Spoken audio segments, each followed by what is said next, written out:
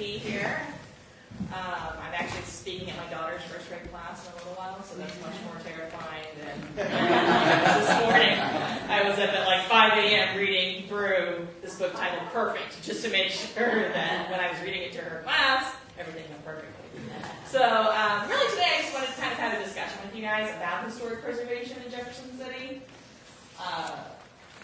The Historic City of Jefferson is a nonprofit that's separate from the city. There's sometimes some confusion about that because of our name, but we are totally separate from the city, and we're focused on historic preservation. And we do this through a number of ways. We got our start in the early 1980s, and how many of you remember the Jefferson City Jail that was kind of where the downtown? A few of you, a handful? I watched it being torn down. There we go, Randy. So, yeah, you and a few others, So, some individuals in town have been working to save this building during that time. It was built in 1842, and really was a great facility as far as historic interest and relevance. It was demolished in the early 80s, and some individuals saw it being demolished, like Randy, and they decided to take action and prevent other historic buildings in town from the same fate. So, that is how HCJ was formed, and we were incorporated in 1983, so we've been around for quite a number of years. It's been all volunteer-led until last year. I'm their first executive director, the first full-time paid staff person. I've been here a year, and Dan is on our board. I was joking with him earlier. He was involved in the hiring process, and he never told me during the hiring process that we might have to deal with a tornado hitting our historic town. So we've had several challenges, but the organization, I think it's really one of the most remarkable things is that it's been volunteer-led for so long, and they've really made a lot of strides over that time frame.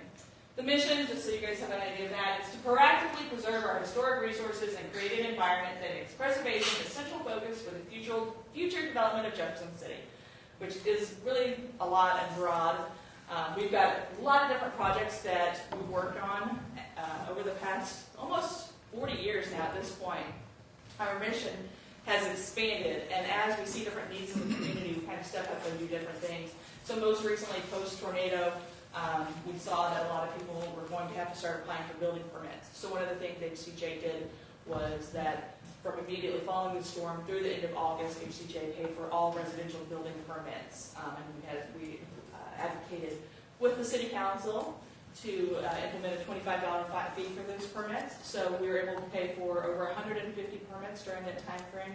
And we did that on all residential houses that needed one, regardless of the age. So we try to step up for the community when we can, even if it's not directly always related to our mission, because we know that these people are kind of what make our community. And also, it's the same thing. Whenever you look back at these houses and these historic buildings, what's interesting is the people that lived with them in them and their stories. And so that's what we're really trying to get out there, is the stories of these people so that they can be remembered and we can learn from them. So we're committed to preserving historic architecture, what remains in our city. Can anybody name some of the top 2 to 3 oldest buildings in town? Got a pack of pine cards. Dan, you're a board member. Parsons House. Yeah. That's an easy So, one. is anybody familiar with the Parsons House? It's on 105 Jackson Street down here. It's kind of a quiet, unassuming building, but it was actually built, I think, in 1832. So quite old, and we believe it was lived in beginning in 1838 by Thomas Jefferson's, one of his last personal secretaries. So Gustavus Parsons lived there for a number of years during the cholera epidemic, and during the Civil War it was turned into a hospital. So it's got a great history about it, and it's probably a house that people have maybe drove by or walked by and never really realized the history behind it. And so that's why it's important for us to get these stories out there. Because they are educational, and that's where kind of the next point comes in, is educating the public about preservation and local history. We do a ton of educational opportunities throughout the year, just talking about the people that lived in these houses, why they're relevant. We've also started doing something called Taste of History at Barbino, just because when I started, I liked drinking wine. And I was looking at how we can incorporate that. So earlier this year, we did what was called the Taste of History, and we're going to do these throughout the year next year. And we talk about, the first one was actually focused on the bars and saloons that were huge in Jefferson City in the mid to late 1800s and how that affected it. So in between the wine tastings, we would talk about that, have another glass of wine, talk about it. So it was really a fun and I think educational opportunity. I think it was a time where you could come and relax and have an open conversation, and hopefully they walked away with a little bit more knowledge. So increasing public appreciation about our history. You know, the tornado really impacted our community, but what was really heartwarming to see was how many people at that point in time finally spoke up and said, historic preservation does matter, these buildings do matter. You know, we had people that had gone away to college that were writing in and emailing us, telling us how, you know, they would always, growing up, they would walk down Capitol Avenue and look at these houses and wonder about the people that lived in there and think about maybe one day I can buy this house and fix it up. Or, you know, the woman that was 98 years old that sent us a letter saying she remembered that neighborhood and growing up there and how lively it was.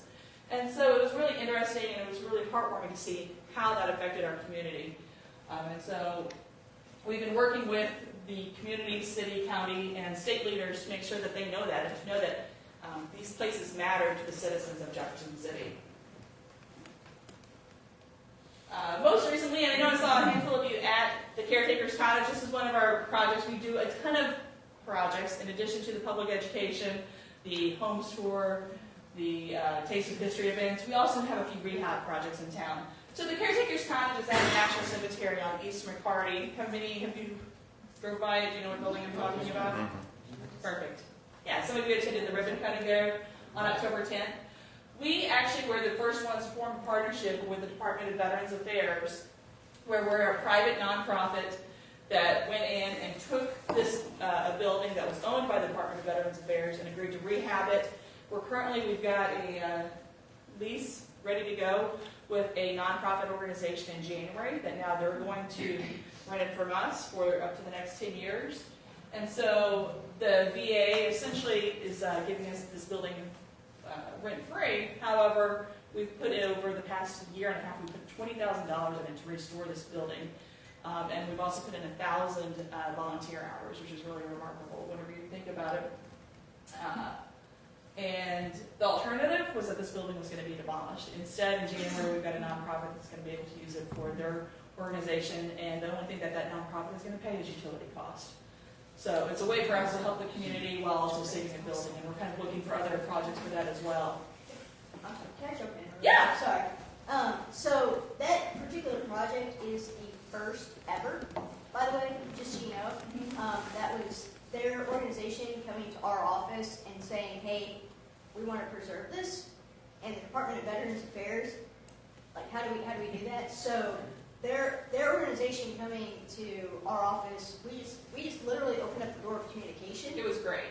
And this is like a pilot now for the country. So in the 1870s, a lot of these cottages were built because if you think about it, after the Civil War, there were all these soldiers that had died, and at that point in time, we really didn't have any national cemeteries. So there's this brigadier general, and there's this whole long story about it, but essentially he was responsible for moving all these soldiers into the national cemeteries across the country, and they had to have caretakers' cottages where the superintendent could live. And so that's why that building came into being. This one was built in 1873 in Jefferson City, and there are 17 of these remaining across the country, and so we're hoping that what HCJ did as far as restoring this building and now providing it to a local nonprofit can serve as a model for the rest of the country, so that instead of being torn down, these buildings can be revitalized and repurposed. Thank you. We also we're probably best known for our annual historic homes tours. We've been doing this for a number of years. Most recently was on Forest Hill Avenue. Did any of you guys, were you able to make it over to Forest Hill this year? So it was absolutely beautiful. It was a rainy day, but the houses were beautiful. We had over 800 people in and out throughout the day, which is really crazy whenever you think about it was a rainy day. So we were happy to have that. That'll be in September of next year as well.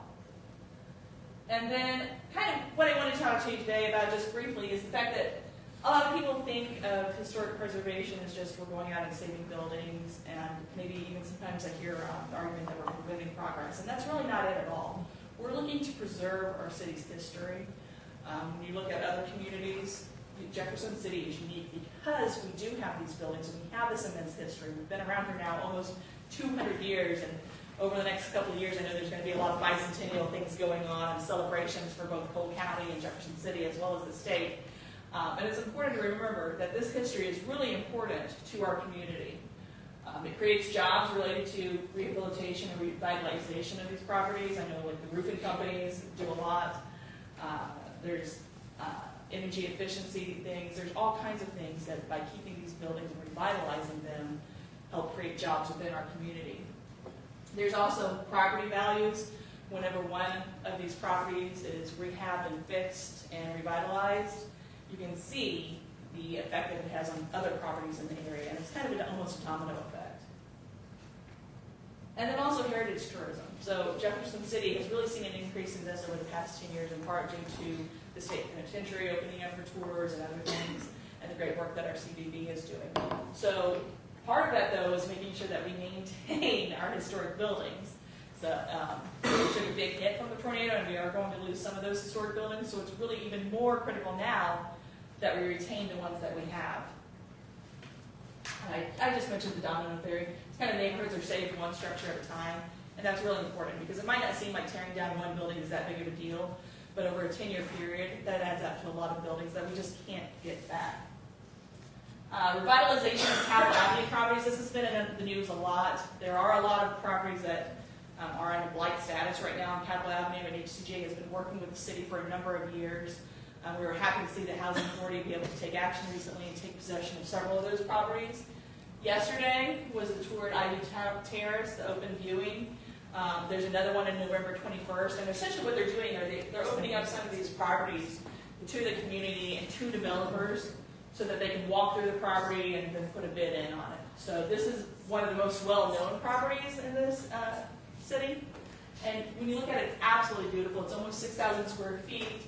There are 5 to 6 bedrooms. It would make an absolutely gorgeous bed and breakfast. So if you know of anybody that needs another business or is looking for a little weekend project, it might be a little bit bigger than we can It's just an absolutely breathtaking property. And I think it's important that our community, we have to save this property. I mean, it's just a really jewel for our area. So historic preservation is environmental friendly, and I say this all the time. The greenest house is the one that's already built. And if you look at the stats, there's been a ton of research on this. It saves the expenditure of energy, so by 15 to 30 times, it's 15 to 30 times more the annual energy rate to build a new building than it is to just retrofit a current one. And they mentioned earlier using like simple things like LED lighting and various things that you can do to make these older buildings even more efficient. Reusing it, what I see time and time again, and we saw this even with the Caretaker's Cottage, and especially with Ivy Terrace, are the quality of craftsmanship that these buildings have. Whenever you look at them, they're solid wood doors. I think, and I've said this many times, I think if the tornado had hit a different area of town, we would have seen perhaps a lot more injuries as well as a lot more homes being just completely wiped out. Instead, these houses were strong, and they, even though they're pretty critically damaged, they still are standing, which is really remarkable. And it's due a lot to the workmanship of 100 and 150 years ago. And the recycling, so demolition materials don't end up in the landfill. A ton of these materials go to the landfill whenever a property is demolished. Something that HCJ has done this year is we've created a architectural salvage program. So at our offices at 601 East High Street, we actually have, whenever a house is demolished, we try to go in, a historic building is demolished, we try to go into it beforehand and save what we can. So that might be the columns, that might be the curved stairwell, that might be the wood windows, the historic wood windows. And we have a ton of this right now, way more than we ever expected whenever we came up with this idea in January of this year. But we're happy that we're able to save it, and we're offering it to the public and to individuals at, for $20 for a solid wood door. So our goal isn't to make money off of this. Our goal is really just to make sure that those materials are safe from landfill, but also repurposed and reused. We sold a number of windows to historic wood windows to a gentleman last week who is building a greenhouse for his wife because they're going to be on the Bittersweet Garden Tour next year. And so instead of going out and just getting new materials, he's reusing these historical windows, and those are going to make the walls of the greenhouse, which is a really interesting project. But there's lots of things that you can do like that with these materials. So what are your priorities for historic preservation, Jeff City? I've been talking, and I'm going to kind of be quiet now. I don't know. How many of you guys are in a historic building? Is anybody? I was. And you're speaking in one right here. Exactly. And Randy is a member as well. We're happy to have him on board. Yeah, the chamber is one, and actually if you look right across the street at the Carnegie Library, the old library is one of the more historic buildings in town too. These historic buildings, even if you don't realize it, are all around Jefferson City. And so what Historic City of Jefferson is really looking at over the next few months is kind of what are our community's priorities. And so I know there have been a lot of surveys going out, but we're probably going to put one together too to get an idea. If you look at High Street, right now there are no protections on High Street. So essentially, if there's an empty lot there, you can put anything up you want to on there within reason. So a building can be painted lime green. You can do essentially whatever you want. There could be a McDonald's down there. And, you know, we need to look at the integrity of our downtown as well as these areas that are going to be big for historic tourism in our community and economic drivers. So if you guys have thoughts as far as historic preservation priorities, I've given you my card. Please feel free to email me at any point in time. You can help out with historic preservation in Jefferson City by becoming a member of HCJ. It's really a cost-effective thing, I think, to do. It's $25 for an individual, $40 for a family, and $200 for a business. Businesses get a ton of marketing. I've also passed out the sponsorship material for you guys for next year. We've started on that as well.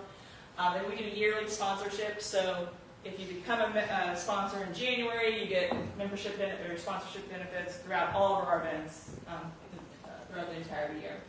You also get advertising in our quarterly newsletter, which our quarterly newsletter is about 12 to 14 pages and is full of interesting Jefferson City history material. So I'm a little biased, but I think it's a great idea.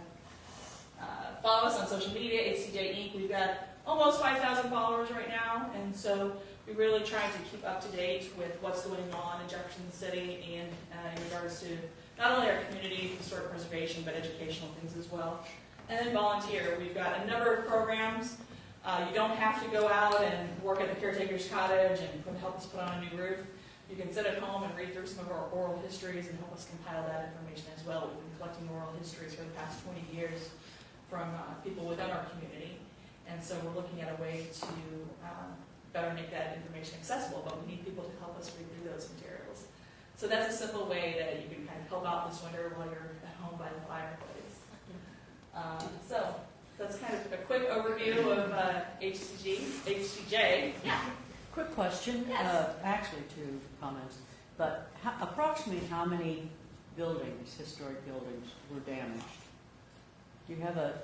That's hard to say because everybody, of course, thinks of Capitol Avenue, but there are historic buildings throughout our entire community. Right. So, and it really also matters as far as what you define historic as. Okay. So, I mean, we know that there were a few hundred. I mean, if you look at it, and that's, you know, it could be something like having to have a new roof put on. Yeah, no, I understand. There are probably, like in the Capitol Avenue area, there are probably going to be 3 to 4 that are going to have to be completely demolished. Okay. Second, just an observation. I love the fact that the recycling, I'm going to use my words instead of yours perhaps, but that recycling is taking place. Is that being publicized? I've never heard that. Has anyone heard that before? No, well, I'm glad to hear that. So, well, I'm not glad to hear that, but we had planned to roll this out in 2020. And so we were kind of slowly accumulating stuff as we were going, as these houses were being demolished. And it's by appointment only right now because our own building is still undergoing rehabs. It took a lot of damage from the tornado. So, but we're working on that and getting that information out there. So if you guys can help us share that, the tornado made us accelerate our plans a little bit because we've taken in so many more materials than we had planned. Our goal is in January to do kind of like a weekend sale that we'll publish across the state where we can get a lot of the, you know, people can come in over the weekend and if they need windows or doors or whatever it might be. There, a lot of people are repurposing and scrap things, which is kind of interesting. What's the location on that again?